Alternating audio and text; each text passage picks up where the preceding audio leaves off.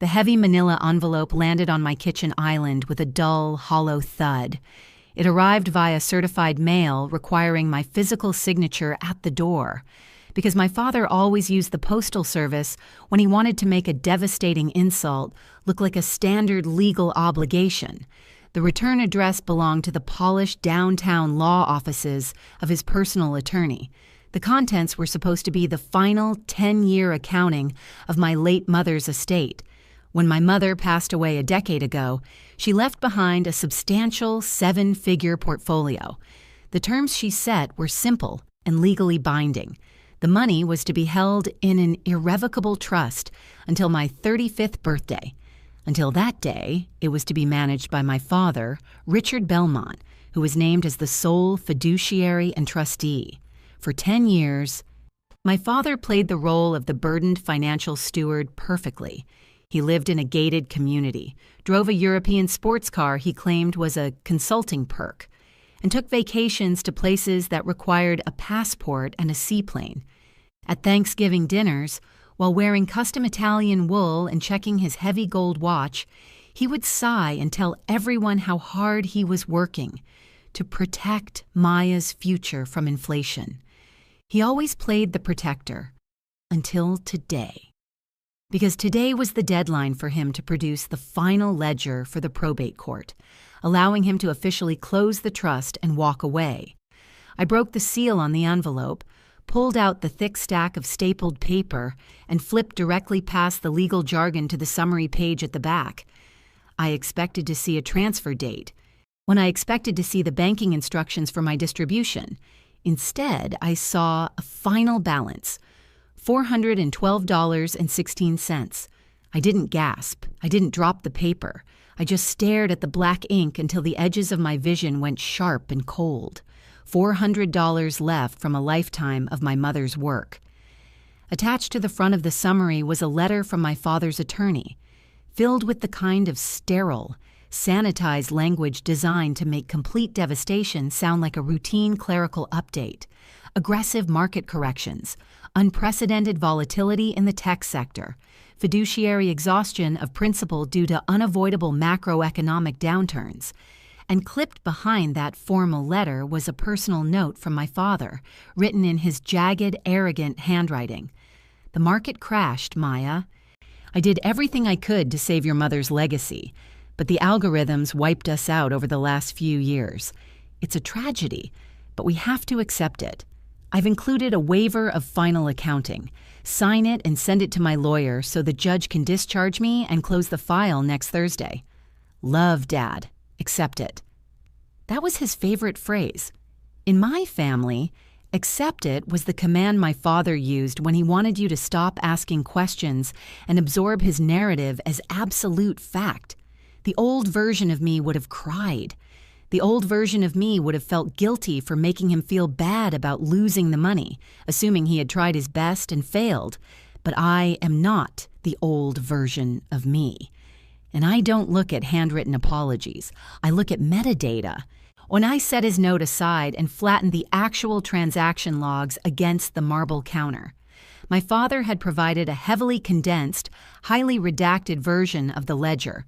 Hundreds of pages boiled down to quarterly summaries, assuming I wouldn't know how to read the columns. He assumed I would see red text, assume it meant a stock went down, and sign the waiver just to avoid the headache of looking at the math. But thieves who wear expensive suits always make the exact same mistake. They think spreadsheets are boring, so they assume you won't look at the raw data. I ran my finger down the column for the third quarter of 2021. It was a year the broader market had posted record highs, but my trust recorded a massive capital loss deduction of $180,000. My father had confidently labeled the line item Equities Depreciation/Portfolio Restructuring, but my eyes didn't stay on his label. They moved to the far right margin, to the tiny alphanumeric transaction code generated by the bank's clearinghouse. It didn't say TRD for trade. It didn't say M-FEE for management fee. It said EXT-WRE, external wire. You don't wire money to a stock market crash. You wire money to a bank account. My pulse didn't race. It slowed down, settling into a heavy, methodical rhythm. Because my father wasn't preparing for a discharge hearing. He was preparing for a getaway.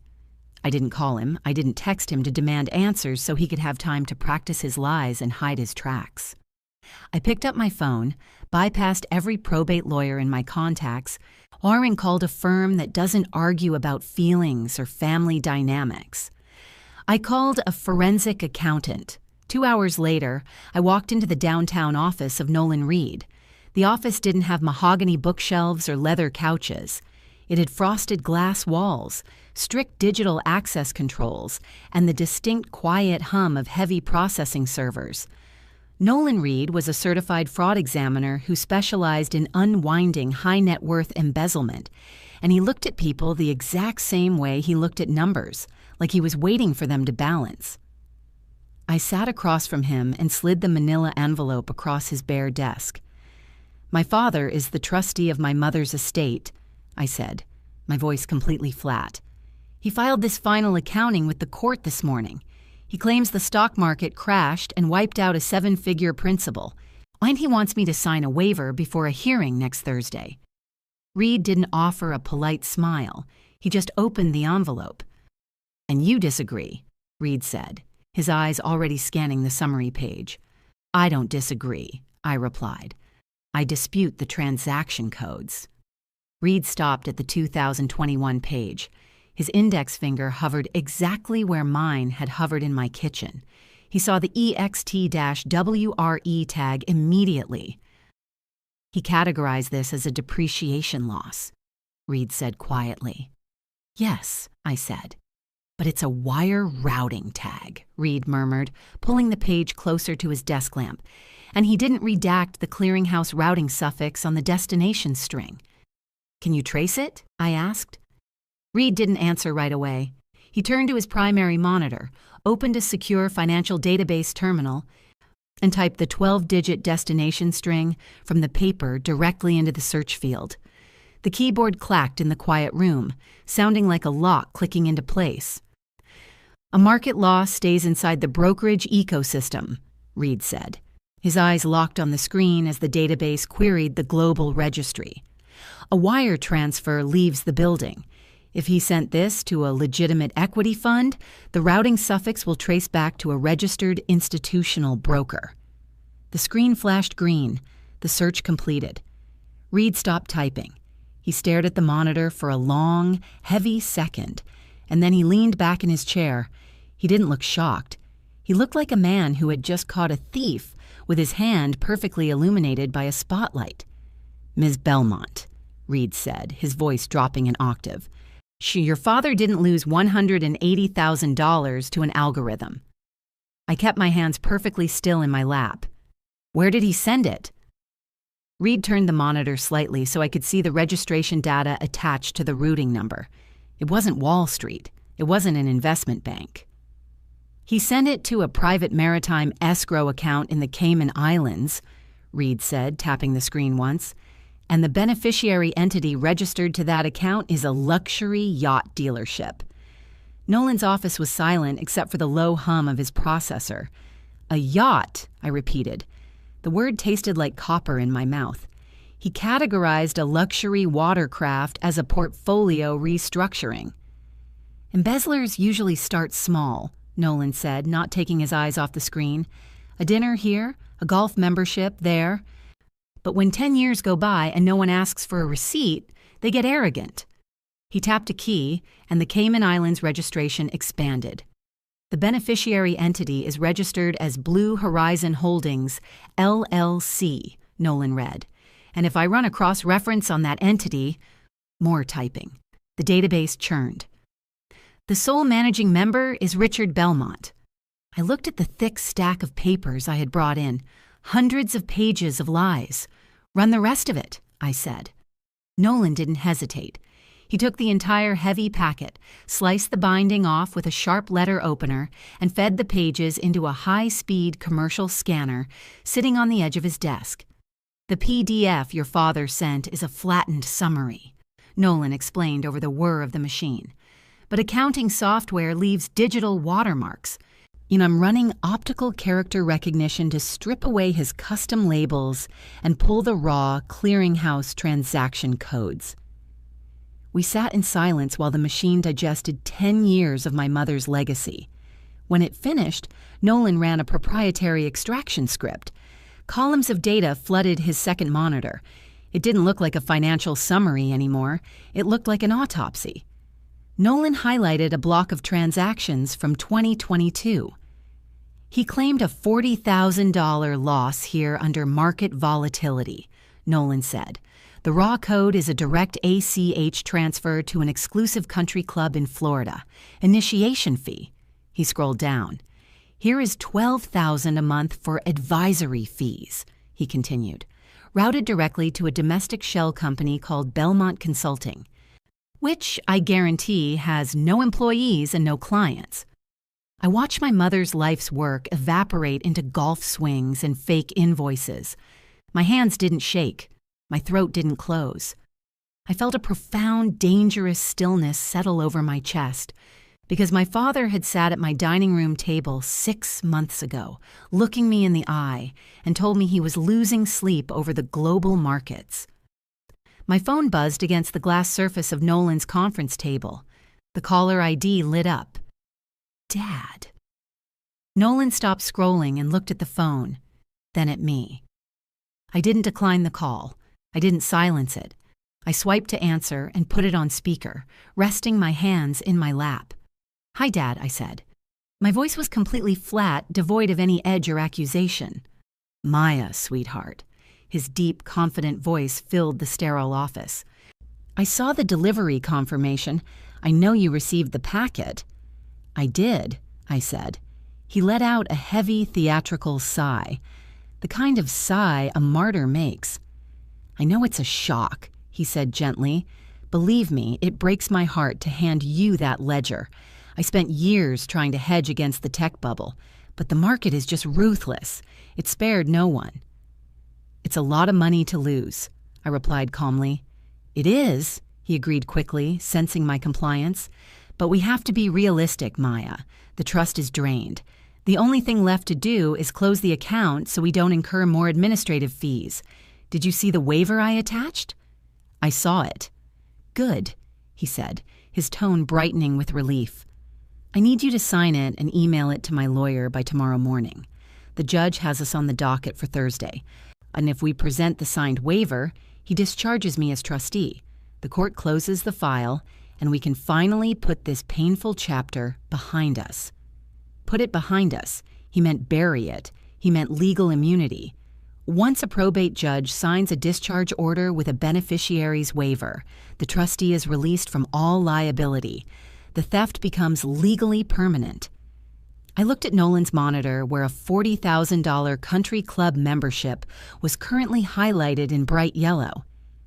I understand the timeline, Dad, I said. I knew you would, he said warmly. You've always been so mature about these things. Send me a text when you've emailed it to the lawyer. Love you, kiddo. Goodbye, I said. I ended the call. Nolan looked at me, his expression perfectly neutral, but his eyes were sharp with professional respect. You didn't challenge him, Nolan noted. If I challenge him now, he drains the shell companies and moves the physical assets before Thursday, I said. I want him to walk into that courtroom believing he won. Nolan nodded once, then turned back to his keyboard. If we're going to blindside him in court, Nolan said, we need more than just mismatched transaction codes. We need the physical paper trail of where the money currently sits. Judges don't freeze assets based on a spreadsheet anomaly. They freeze assets based on hard, incontrovertible banking evidence. Can you get it? I asked. I can trace the routing numbers, Nolan said. But to get the actual account statements from Blue Horizon Holdings and Belmont Consulting, we need a subpoena, and we don't have time to file for one before Thursday. He was right. Subpoenas take weeks. My father had timed the delivery of the final accounting perfectly to give me zero runway to fight back through standard discovery. But Nolan didn't look defeated. He looked engaged.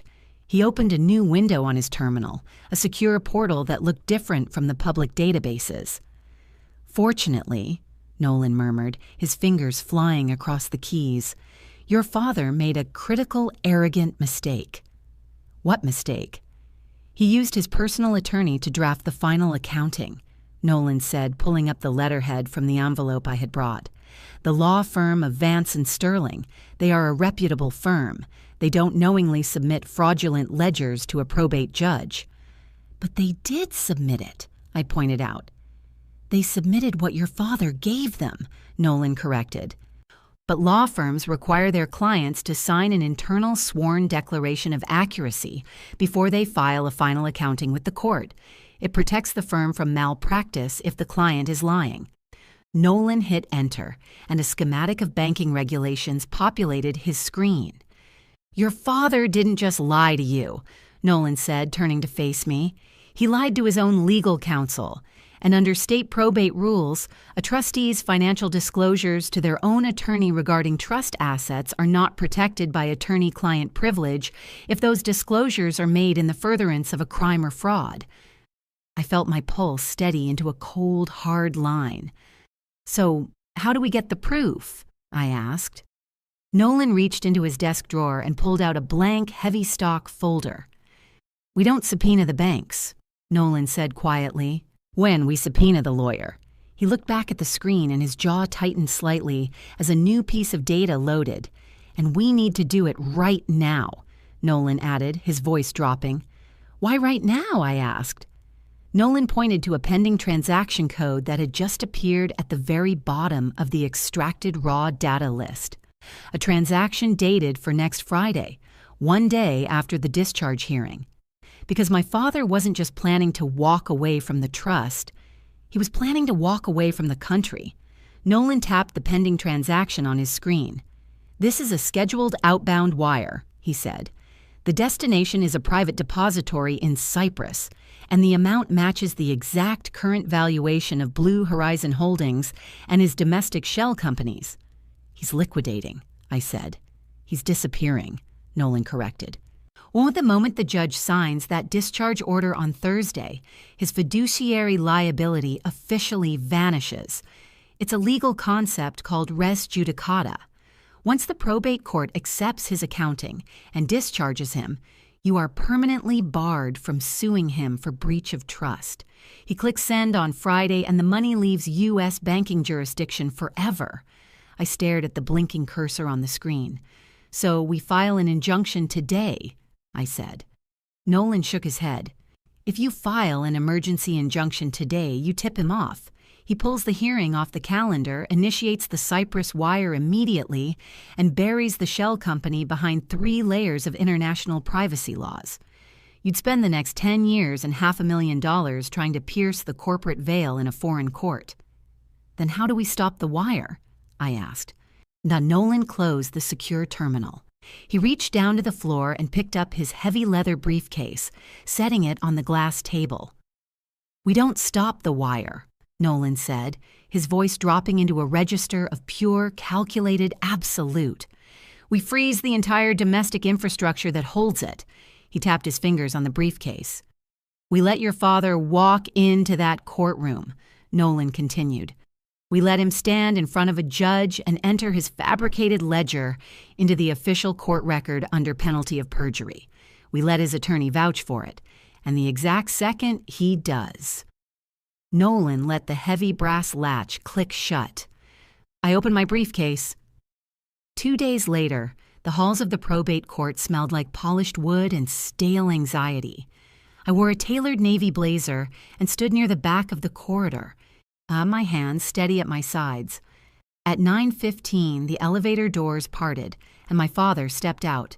He didn't look like a man who had stolen his daughter's future. He looked exactly the way a thief looks when he thinks he's operating entirely within the rules he wrote. He wore a bespoke charcoal suit, a subdued silk tie, and an expression of practiced, weary solemnity. Beside him walked his attorney, Gregory Lynn, a senior partner whose billable rate suggested he didn't deal with messy family disputes, only clean, efficient, sterilized legal maneuvers. Lynn held a pristine leather folder containing the final petition. My father spotted me standing near the courtroom doors, and his posture shifted perfectly into the role of the tragic, loving parent. He walked over, his face softening with manufactured sympathy. "Maya," he said gently, but reaching out as if to touch my shoulder. I took one half-step back, not a flinch, just a boundary. His hand dropped, but his smile stayed glued in place, unbothered by my coldness.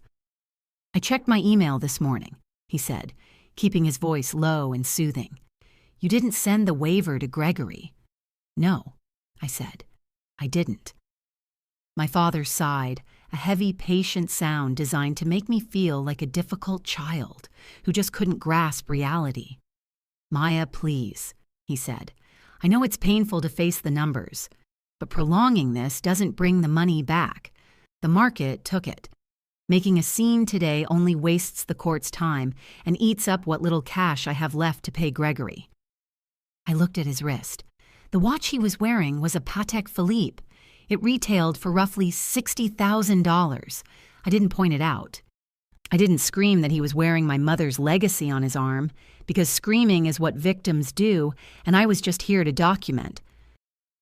"I'm not going to make a scene, Dad," I said quietly. "I just want everything on the official record." My father's eyes narrowed for a fraction of a second, scanning my face for weakness. Finding only a flat, calm compliance, he nodded. "Fine," he murmured.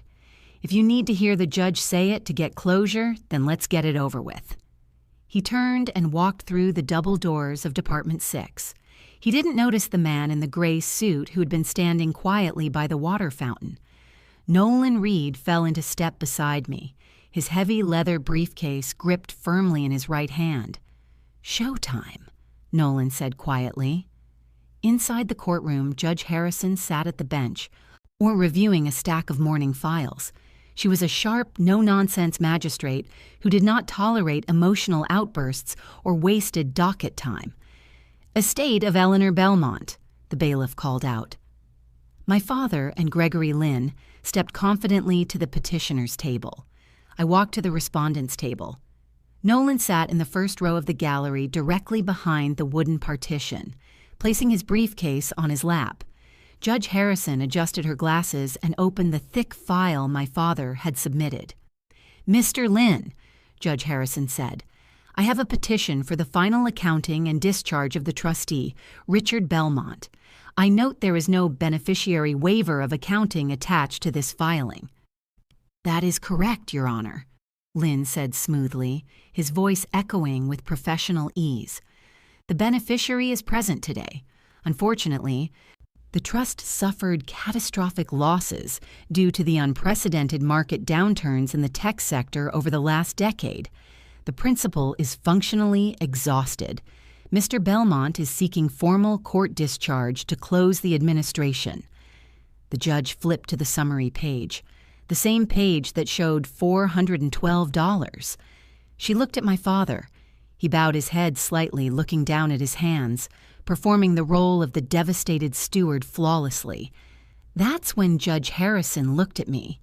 "Ms. Belmont," she said, her voice softening just a fraction, projecting the usual sympathy reserved for beneficiaries who didn't understand finance. "I understand this is a difficult outcome.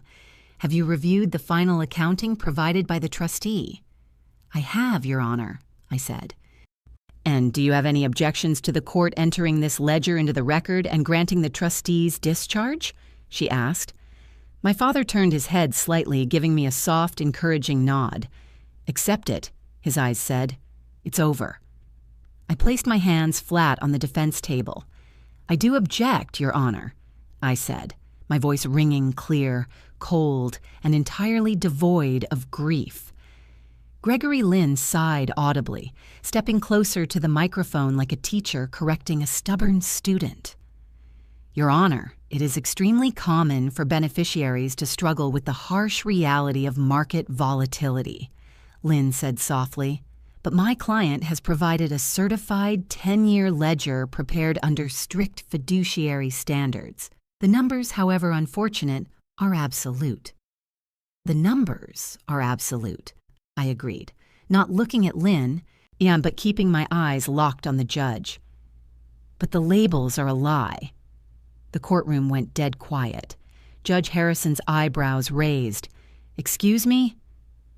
"My father didn't lose my mother's trust to market volatility," I said, my voice cutting through the silence like a scalpel. "He lost it to luxury yachts, private country clubs, and domestic shell companies, and I brought the raw clearinghouse transaction data to prove it." My father let out a short, patronizing laugh, shaking his head.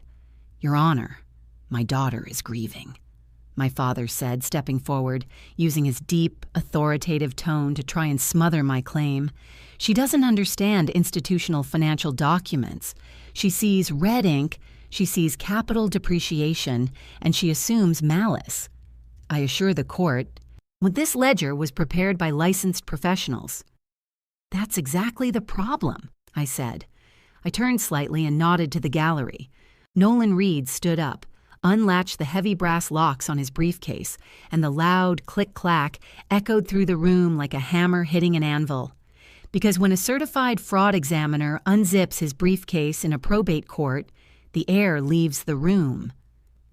Nolan Reed didn't swagger. He walked through the wooden partition gate with the measured, quiet pace of an auditor who had ruined 100 wealthy men before breakfast. He didn't look at my father. He didn't look at Gregory Lynn. He looked straight at the clerk and handed over 3 identical, heavily bound volumes. One for the judge, one for opposing counsel, and one for the official record. "Your Honor," I said, my voice steady and completely flat, "this is Nolan Reed. He is a certified fraud examiner, and he has the raw data that my father stripped out of the ledger he just asked you to sign." Gregory Lynn's head snapped toward me and then toward Nolan. The polished, sterilized confidence he had carried into the room evaporated in an instant. "Objection," Lynn said loudly, his voice suddenly sharp, trying to build a procedural wall to hide behind. "Your Honor, this is an ambush. This expert was not disclosed, and these documents have not been produced in discovery. We have a right to review—" "Counsel," Judge Harrison interrupted, her voice dropping into a register of cold stone. "Your client is asking this court to permanently discharge his fiduciary duty and approve the catastrophic loss of a 7-figure trust. If there is an allegation of active fraud regarding the very document you just handed me, I am going to look at it." The clerk passed the heavy binder up to the bench. It didn't hit the wood with a soft tap. It hit the wood with a loud, heavy thud. And that was the exact moment my father realized his European suits and his deep, authoritative voice meant absolutely nothing in this room. Judge Harrison opened the binder. "Mr. Reed," she said, reading his credentials off the cover page. "What exactly am I looking at?" Nolan stood beside my table, his hands loosely clasped in front of him. He spoke in a tone so devoid of emotion it felt clinical. "Turn to tab 3, Your Honor," Nolan said. "You will see the petitioner's submitted ledger on the left. No claiming a $180,000 equity depreciation loss in the third quarter of 2021, a loss he blamed on market volatility." The judge looked at the page. "I see it." "On the right," Nolan continued, "is the raw, unredacted clearinghouse data, which I extracted via optical character recognition from the digital watermarks left on his own PDF submission. The transaction code is not an equity trade, Your Honor. It is an external wire." My father's face went the color of wet ash. "And the destination of this wire?" Judge Harrison asked, her eyes narrowing at the page. "A private offshore escrow account in the Cayman Islands," Nolan stated cleanly. "The registered beneficiary is Blue Horizon Holdings, LLC, which cross-references to a luxury maritime dealership. The managing member of that LLC is your trustee, Richard Belmont." My father's mouth opened, but no sound came out. He looked at Gregory Lynn, expecting his expensive attorney to jump in, to object, to use some brilliant legal maneuver to shut this down. But Gregory Lynn wasn't looking at the judge. He was frantically flipping through his own copy of the binder, his eyes scanning the extracted transaction codes. And that's when Gregory Lynn stopped defending his client and started defending his law license.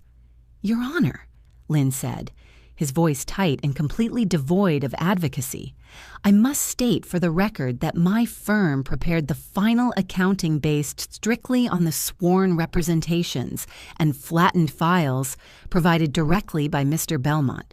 We had no knowledge of offshore wire transfers." Lynn literally took a physical step sideways, distancing himself from my father, because lawyers will fight for you when you are sued, but they will throw you to the wolves the absolute second you trick them into submitting perjury to a federal or state judge. My father was completely alone. He tried to rely on the only tactic he had left, his ability to gaslight. "This is a misunderstanding," my father said, his voice trembling slightly, the deep resonance completely gone. "Your Honor, I can explain. Those were alternative asset investments. The tech market was failing, so I diversified the portfolio into tangible assets to hedge against inflation. A boat holds value. It was a strategy." I didn't roll my eyes. I didn't yell at him for calling a yacht an investment strategy. I just watched the judge. Judge Harrison looked at my father as if he were a stain on her courtroom floor. "A strategy," Judge Harrison repeated, her voice dripping with absolute contempt. "Mr. Belmont, you transferred trust funds to a shell company in your own name to purchase a luxury watercraft, and then you labeled the transaction depreciation on a sworn court document." "I was going to pay it back," my father blurted out. It was the dumbest thing he could have possibly said. In a fraud hearing, saying you were going to pay it back isn't a defense. It is a full recorded confession of embezzlement. The court reporter's fingers flew across the stenograph machine, permanently cementing his words into the official transcript. Judge Harrison turned the page to tab 4. "And what is this, Mr. Reed?" the judge asked, pointing to a line item from 2 years ago. $40,000 labeled as a portfolio restructuring fee. "That is a direct ACH transfer to the Cypress Point Country Club in Florida," Nolan answered smoothly. "An initiation fee for a personal golf membership. Tab 5 shows recurring monthly transfers of $12,000 labeled as advisory fees, routed to a domestic entity called Belmont Consulting, which has no employees, no business license, and is wholly owned by the trustee." My father gripped the edge of the petitioner's table, so hard his knuckles turned white. He was breathing in shallow, erratic gasps. He turned to me, his eyes wide and frantic. "Maya, please," he whispered across the aisle. "I'm your father. Don't do this." I looked right back at him, my posture perfectly straight, my hands folded on the table. "How you didn't act like my father when you drained my mother's accounts," I said quietly. "You acted like a thief, and thieves don't get waivers." Judge Harrison closed the heavy binder. The sound echoed like a vault locking. "Mr. Belmont," the judge said, her tone signaling that the procedural portion of the morning was officially over and the punitive portion had begun. "You have fundamentally breached your fiduciary duty. You have committed civil fraud, you have committed perjury in my courtroom, and you have stolen from your own daughter." My father shook his head rapidly. "I didn't take all of it. There is still equity in the properties. If you just give me time to liquidate—" "You don't need time to liquidate," Nolan interrupted, his voice cutting through the panic. Nolan looked directly at the judge. "Turn to the final tab." "Your Honor," Nolan said. Judge Harrison opened the binder one last time. "Yesterday afternoon, I audited the active routing queue for the trust's primary holding account," Nolan explained, pointing to a single printed screenshot. "The trustee initiated a complete liquidation of his domestic shell companies and the remaining trust liquidity. The funds are currently sitting in a holding pattern." My father's face went perfectly slack. He stopped breathing. "And where are the funds scheduled to go?" the judge asked, her eyes tracing the alphanumeric string on the page. "Tomorrow morning at 8 a.m., Nolan said, dealing the final fatal blow. An outbound wire is scheduled to sweep the entire balance to a private depository in Cyprus, a non-extradition jurisdiction, because a father who makes a bad investment stays to apologize. But a father who schedules an international wire transfer the day after his discharge hearing is a flight risk." The judge looked up from the binder, and her eyes locked onto my father with a cold, terrifying finality. The trap had successfully closed. The silence in Department 6 was so absolute, it felt like the air had been pulled out of the room. Judge Harrison didn't yell.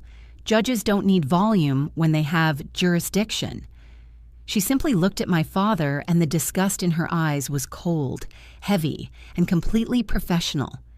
"Mr. Lynn," Judge Harrison said, her voice echoing off the wood-paneled walls, "did you have any knowledge that your client was scheduled to wire the totality of these disputed assets to a foreign depository tomorrow morning?" Gregory Lynn looked physically ill. Then he gathered his papers with hands that were visibly shaking. "Absolutely not, Your Honor," Lynn said, his voice clipped and desperate. "My firm was retained solely to file the final accounting based on domestic ledgers provided by the trustee. We do not facilitate, nor do we advise on, international transfers of contested assets." Lynn didn't stop there. He looked up at the bench and delivered the final fatal blow to my father's legal defense. "In light of the evidence presented today and the clear conflict of interest regarding the veracity of the filings," Lynn said, "I am making an oral motion to immediately withdraw as counsel of record for Mr. Belmont." My father snapped his head toward his lawyer. "Gregory, you can't do that!" "I just did, Richard," Lynn hissed, not bothering to lower his voice. "You lied to me, and you used my firm to submit perjury." Judge Harrison didn't hesitate. "Motion to withdraw is granted," she said. She picked up her pen. "Mr. Belmont," the judge said, the scratching of her pen amplifying the silence in the room, "you are hereby removed as trustee of the Eleanor Belmont Trust, effective immediately, for gross breach of fiduciary duty and active fraud." My father gripped the edge of the table. He was panting slightly, the bespoke charcoal suit suddenly looking 2 sizes too big for him. "Your Honor, please," he begged, the authoritative boardroom executive completely gone, replaced by a man who had just realized the exits were locked. "If you just let me access the accounts, I can reverse the transfers. I can make her whole. Just give me 48 hours.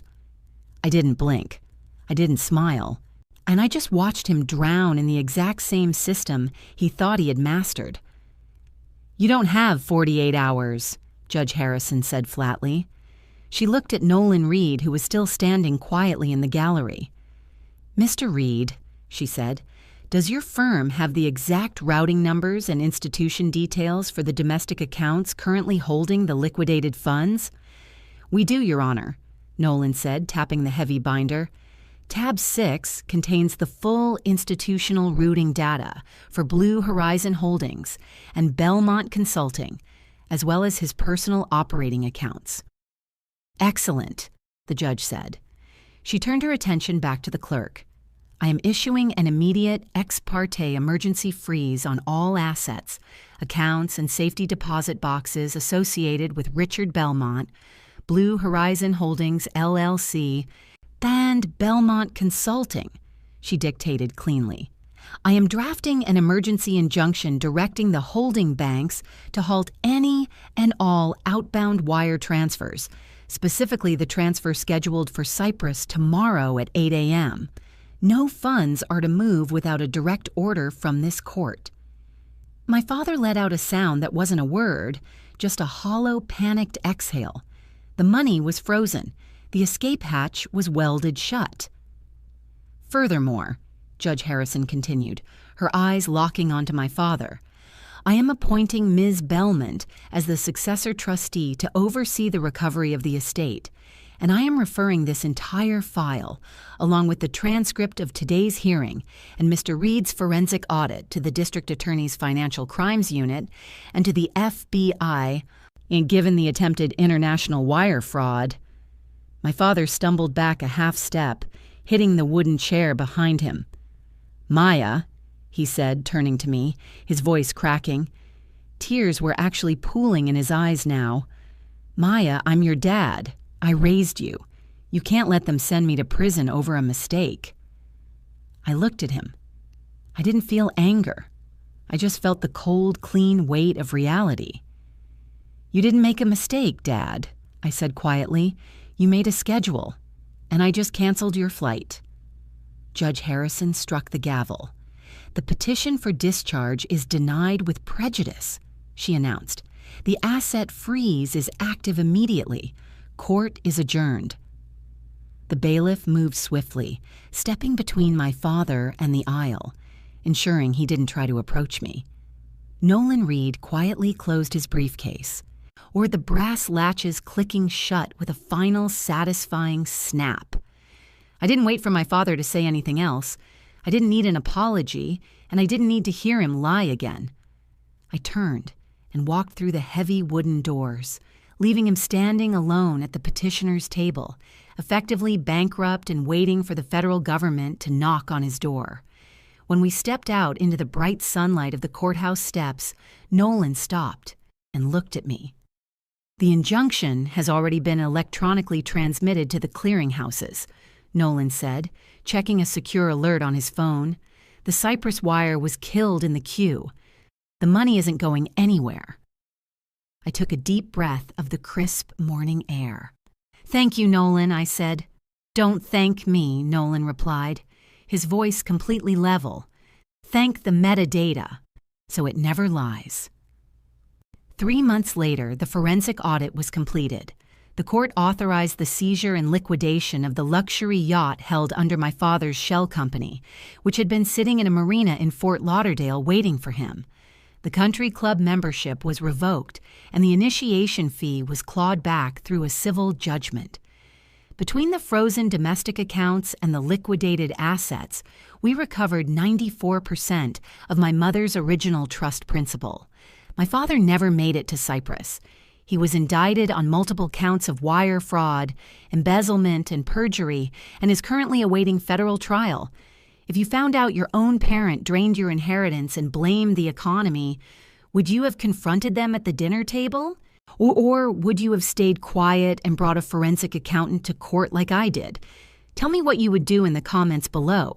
If you love this story of cold, hard justice, leave a like, subscribe, and I'll see you in the next video.